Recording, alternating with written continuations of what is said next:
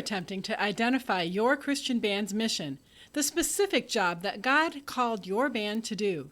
Defining the mission of your band will help you describe your band to other people and guide you when making ministry decisions. In the first video of this series, we discussed defining your target audience. Please go back and watch that if you haven't seen it yet. Your preferred music genre can further define your band's mission. If you're having difficulty determining your genre, search music genres online. There are several lists which should help you choose the best genre to describe your music. Many bands cite the reason for breaking up as musical differences. Most often, this is a polite way of saying the band members didn't get along with each other. But sometimes it is true that one member simply wants to play a completely different genre of music than what the band is currently playing. One member wanting to play a different genre of music does not mean that that member should be pressured to leave the band. Perhaps their genre can be incorporated into the genre that the rest of the band wants to play to come up with a sound that's completely new and unusual, which in some cases is exactly what the music market is looking for. Occasionally, God is asking the member with different tastes in music to stay in the band and to play the band's genre of music as part of their personal faith journey.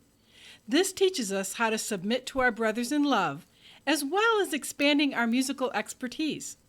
When deciding on music genre, be sure to differentiate between music that you've been influenced by and the music genre that you desire to play.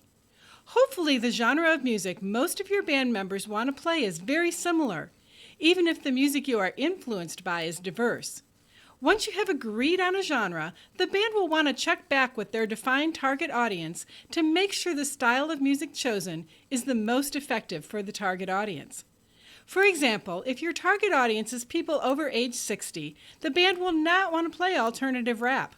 If the band's chosen genre does not match the target audience, you'll need to start over and redefine one or the other. If they do match, congratulations! You've gotten one step closer to defining your band's mission. From here, you need to go on to talk about the band's style within the genre. Style is much more difficult to define than genre because it's somewhat nebulous. When defining style, you're looking for that one thing that makes you stand out from every other band in your genre. For example, I was in a band that played goth rock. While that genre described our music, it wasn't very specific. Many other bands played goth rock, and we were nothing like them. At first, we added the word melodic with goth rock, and that helped. But eventually, we settled on medieval melodic goth rock. That clearly defined what we did. Music style will probably take much longer for your band to define than genre, and it will probably become more refined and may even change as time goes on. Nevertheless, work towards coming up with 3 to 4 words that accurately sum up what you play. Ideally, these words will be unusual enough to pique the curiosity of potential fans. From time to time, check to be sure that your target audience is correctly lined up with your music style and genre, and then make adjustments as needed. No one can dispute that most contemporary Christian music is well accepted today. Yet the fringes of contemporary Christian music have always been considered extreme by the generation it's presented to. For example, in the 1970s, contemporary Christian music shocked the hymn-singing church with the principle that the lyric content, not the beat or style, should be the litmus test for whether a song was Christian. In the 80s, lifestyle evangelism took hold of the Christian music scene, and lyrics, or even the ability to understand them, became less important as cultural relevance came to the forefront. The 90s brought a controversy comparing the spirituality of a Christian band to Christians playing in a band. As artists crossed over to secular labels, the legitimacy of the entire Christian music industry came into question. The lesson to be learned is that cultural things always change, and most of the time, artists will lead the way towards that change. Change in itself is not bad, but we must apply wisdom when attempting to effect change. Today's Christian musicians can draw from the examples and experience of their predecessors who've learned that playing extreme or fringe music styles is usually less acceptable to Christians than the secular market, and therefore more difficult to sustain financially. Christian musicians who want to play extreme music styles need to be aware of the balance of presenting the truth with quality lyrics while maintaining cultural relevance in music and lifestyle. This balance does not rule out extreme styles of music as long as that style is the most effective method of ministering to the band's target audience. Here's some negative consequences of playing an extreme music style. There are fewer available venues to play.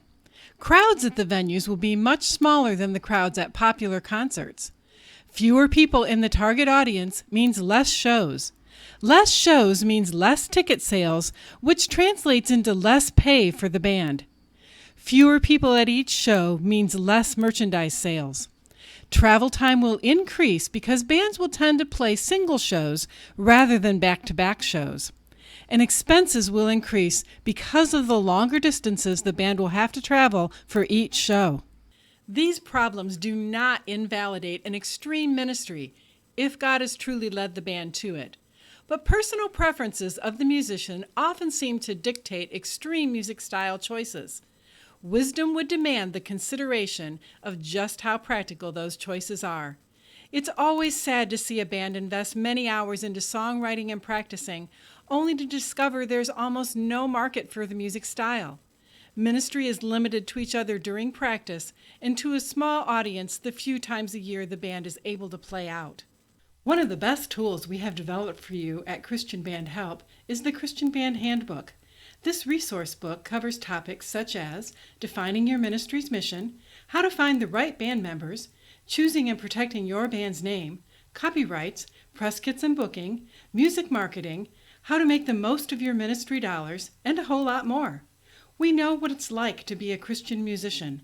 Between us, my husband Mark and I have over 60 years of experience in almost every aspect of music ministry. I wrote this book so you can learn from our experience. We want to help you launch your band on the journey to impact the world around you while avoiding the pitfalls along the way. The Christian Band Handbook is available as a paperback or ebook on Amazon and most ebook retailers. For more information, go to christianbandhelp.com, click on Store on the navigation bar, and then click on Christian Band Handbook. Or you can click on the link directly below this video.